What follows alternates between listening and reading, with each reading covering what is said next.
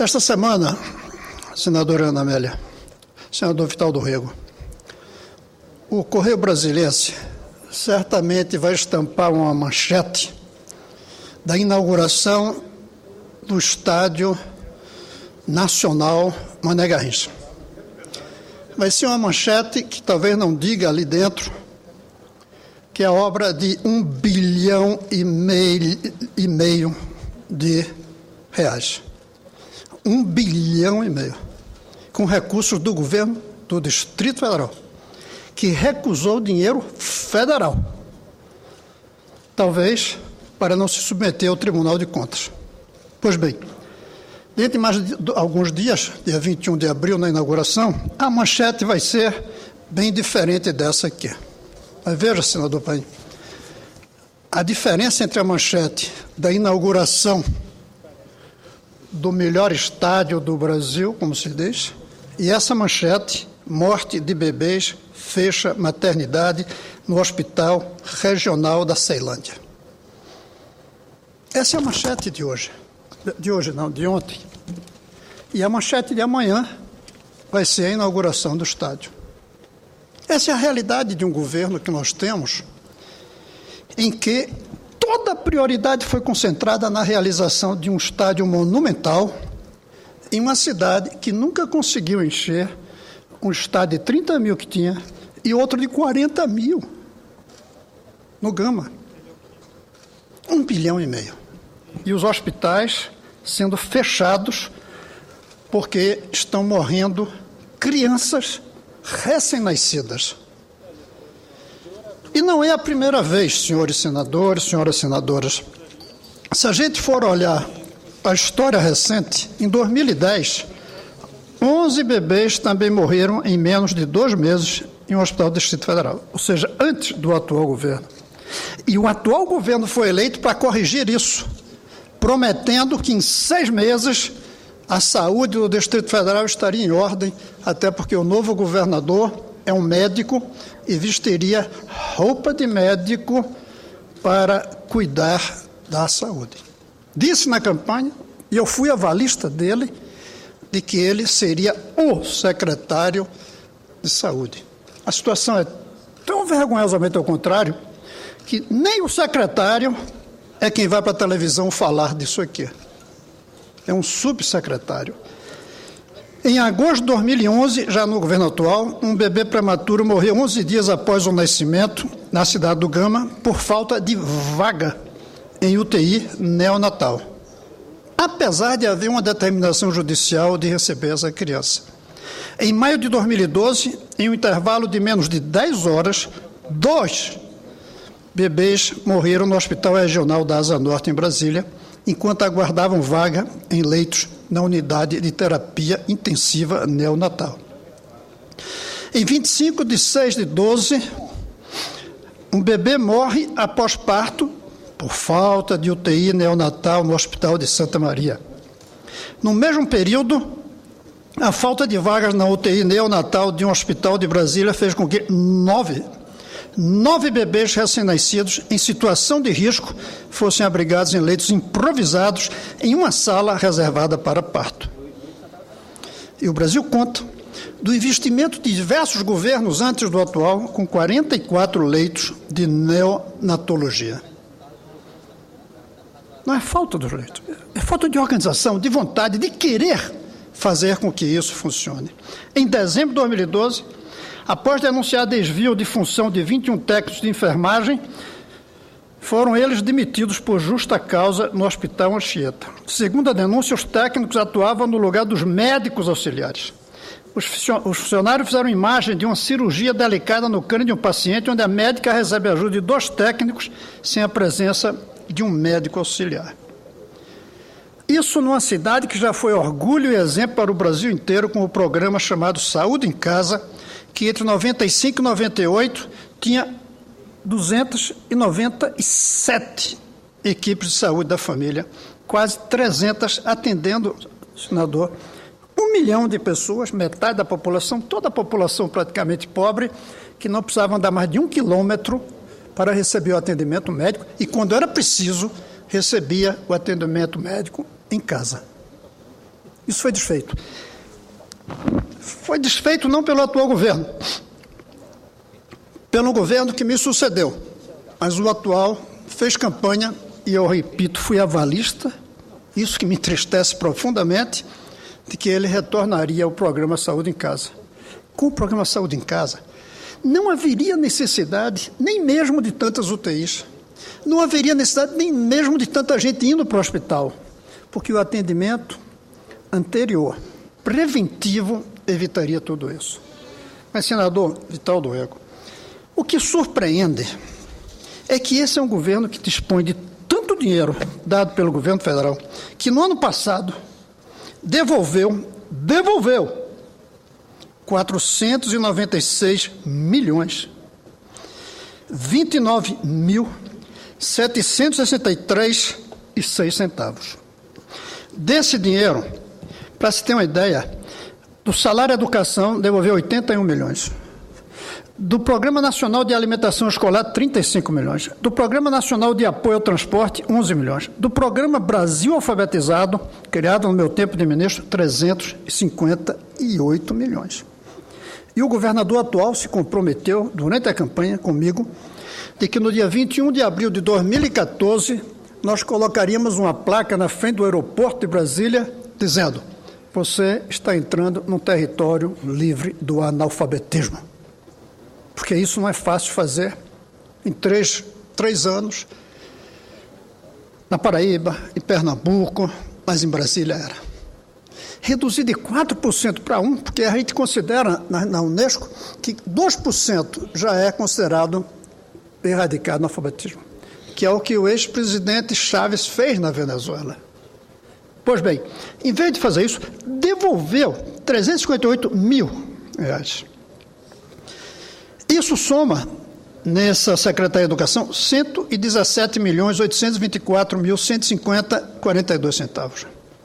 Outros gastos que nem se discrimina, como quadras esportivas, programa pró-infância, plano de articulação, Brasil profissionalizado para construção, 15 milhões devolvidos.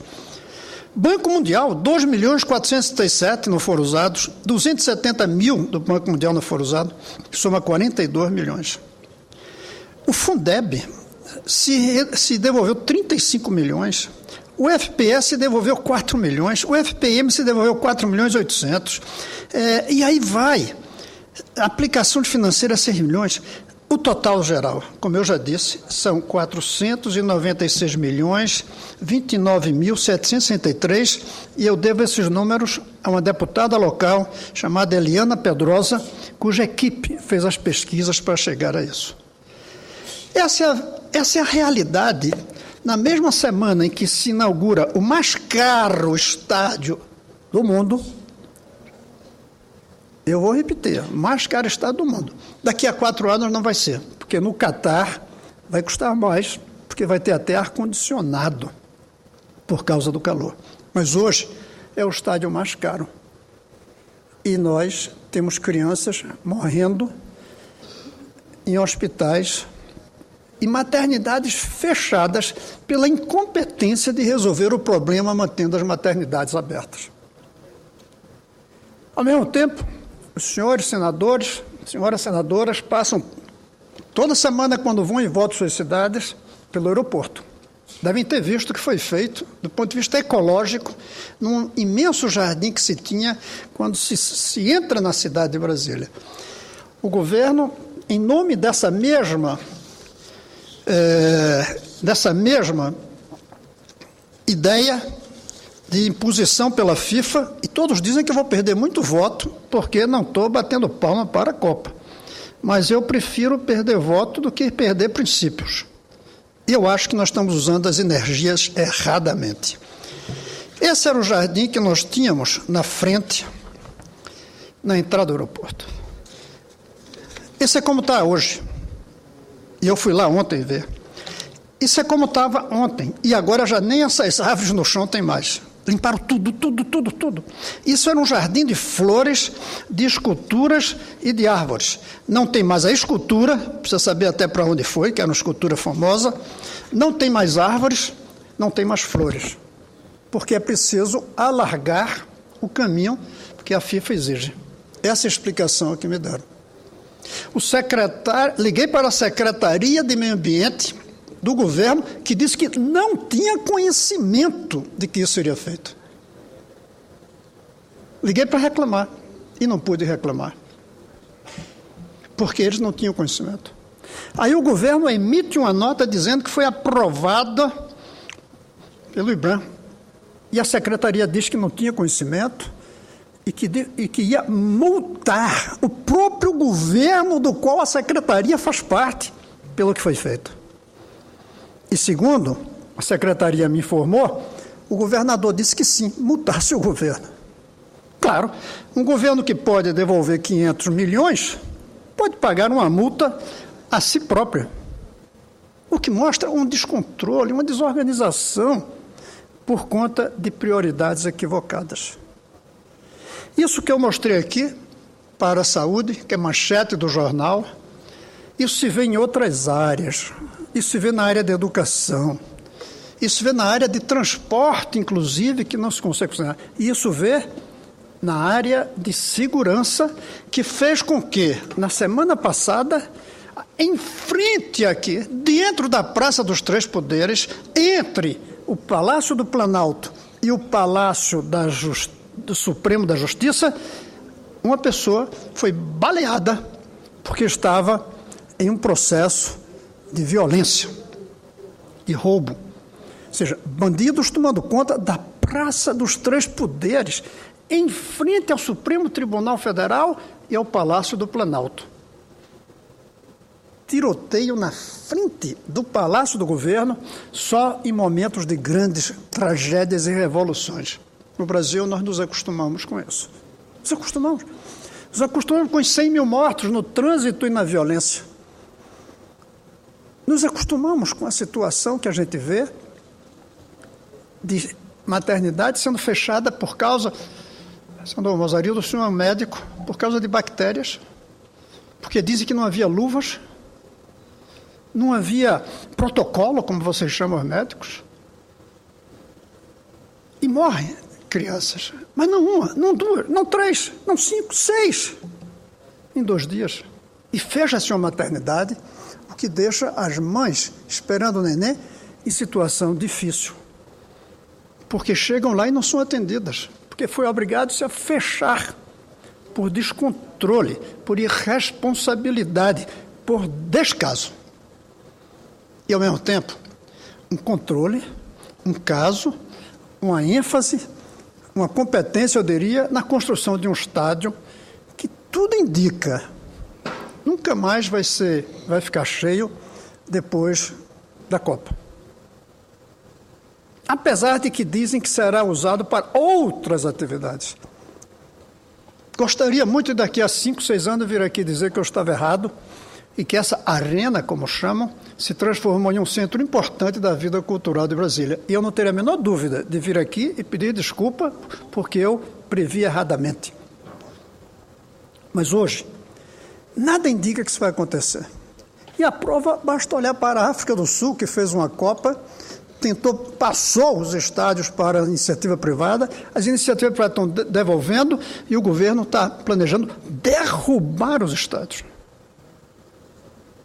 Por quê? Não consegue fazer funcionar e o custo de manutenção é alto.